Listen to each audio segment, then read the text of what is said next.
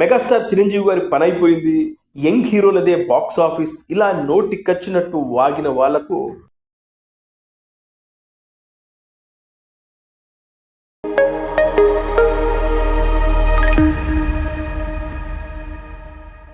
Hello friends, నేను రాజీపేట. మనశంకర వరప్రసాద్ గారు, ఇది సినిమా కాదు, ఒక స్టేట్మెంట్. సంక్రాంతి కానుకగా జనవరి 12వ తేదీన రిలీజ్ అయిన ఈ సినిమా 320 కోట్ల గ్రాస్ కలెక్ట్ చేయడం అనేది సాధారణ విషయం కాదు. రీజనల్ మూవీస్లోనే ఇది ఒక సరికొత్త రికార్డు. మెగాస్టార్ చిరంజీవి గారి మార్కెట్ ఇంకా బ్రతికే ఉందని చెప్పిన ఒక పవర్ఫుల్ రిప్లే ఈ సినిమా. మెగాస్టార్ చిరంజీవి యుగం ముగిసిపోయిందా అనే ప్రశ్నకు సమాధానం ఈ సినిమా. గత కొంతకాలంగా ఓ ప్రచారం జరుగుతుంది.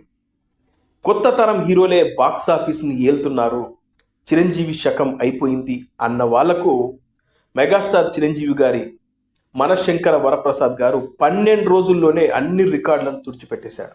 ఇది మెగాస్టార్ పవర్ఫుల్ రిప్లై. ఫస్ట్ వీక్లో రికార్డు బ్రేకింగ్ ఆక్యుపెన్సీ, సెకండ్ వీక్లో డ్రాప్ లేకుండా రన్నింగ్, ఇక సింగిల్ థియేటర్ నుంచి మల్టీప్లెక్స్ల వరకు యూనిఫామ్ రెస్పాన్స్. పండగకొచ్చిన సినిమాలకు ఓపెనింగ్స్ బాగుంటాయి, ఓ 5-6 రోజులు గట్టిగా ఆడతాయి. కానీ ఈ సినిమా విషయంలో అలా కాదు. రిలీజ్ అయిన మొదటి ఆట నుంచి మొదలు పెడితే స్టిల్ ఇవాళటి వరకు కూడా డ్రాప్ లేకుండా ఈ సినిమా రన్నింగ్ కొనసాగుతూ ఉంది. ఇది మనశంకర వరప్రసాద్ గారి మూవీ స్పెషాలిటీ. ఒక సినిమా రియల్ బ్లాక్ బస్టర్ అనడానికి మెయిన్ పబ్లిక్ మౌత్ టాక్, అదేవిధంగా రిపీటెడ్ ఆడియన్స్, ఫ్యామిలీ ఆడియన్స్కు బాగా కనెక్ట్ అవ్వడం, ఇక నిలకడగా కలెక్షన్స్ ఉండడం, ఇవన్నీ మనశంకర వరప్రసాద్ గారి మూవీకి జరిగాయి. అందుకే ఈ సినిమాకి రిపీట్ ఆడియన్స్తో పాటు కలెక్షన్స్ కూడా చాలా నిలకడగా ఉన్నాయి.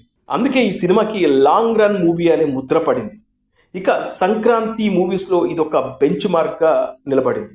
ఇక రీజనల్ మూవీస్లో రికార్డ్ కొట్టిన సినిమా అలా వైకుంఠపురం, ఆ సినిమాని కూడా ఈ సినిమా దాటేసిపోయింది.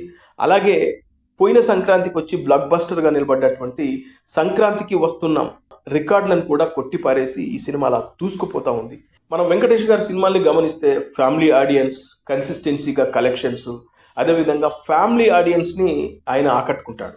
ఇక మెగాస్టార్ చిరంజీవి గారి సినిమాల విషయానికి వస్తే క్లాస్, మాస్, ఈ రెండింటిని కలిపేటువంటి ఏకైక హీరో మెగాస్టార్ చిరంజీవి గారు. అలాంటి చిరంజీవి గారు ఇప్పుడు ఫ్యామిలీ ఆడియన్స్ని ఆకట్టుకునే సినిమా చేయడంతో ఇటు ఫ్యామిలీ ఆడియన్స్, అదేవిధంగా క్లాస్, మాస్, అలాగే యూత్, వీళ్ళందరూ ఈ సినిమాని రిపీటెడ్గా చూస్తుండడంతో కలెక్షన్లు చాలా స్టడీగా ఉన్నాయి. ముఖ్యంగా 12 రోజులు అయినా కూడా ఈ సినిమా ఇప్పటి వరకు కలెక్షన్స్ డ్రాప్ అవ్వకపోవడం అనేది ఇది సరికొత్త రికార్డు.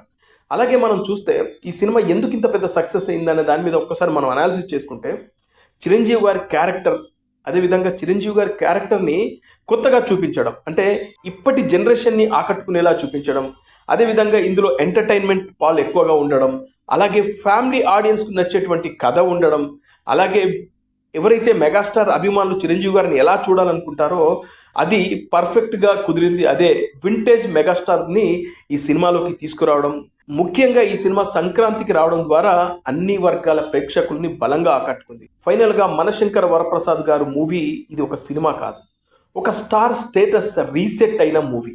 మెగాస్టార్ చిరంజీవి గారి పని అయిపోయింది, యంగ్ హీరోలదే బాక్స్ ఆఫీస్, ఇలా నోటికొచ్చినట్టు వాగిన వాళ్లకు మనశంకర వరప్రసాద్ గారి మూవీతో మెగాస్టార్ చిరంజీవి గారు ఆల్ రీజనల్ మూవీస్ రికార్డులన్నిటిని అలా కొట్టిపారేసి, ఇదిగో నేను ఇంకా ఈ నెంబర్ 1 స్థానంలోనే ఉన్నాను, 70 ఏళ్ళు అనేది ఒక నెంబర్ మాత్రమే, ఇంకా మెగాస్టార్ చిరంజీవిలో ఆ కసి, ఆ పట్టుదల, ఇంకా చిరంజీవి గారు తెలుగు సినిమా ఇండస్ట్రీని ఏలేంత సత్తా ఉంది అని నిరూపించిన సినిమా మనశంకర వరప్రసాద్ గారు. ఇది చిరంజీవి గారి కెరియర్లోనే ఒక biggest blockbuster, all regional movies రికార్డులను బద్దలు కొట్టిన సినిమా మనశంకర వరప్రసాద్ గారు. ఇది సంగతి.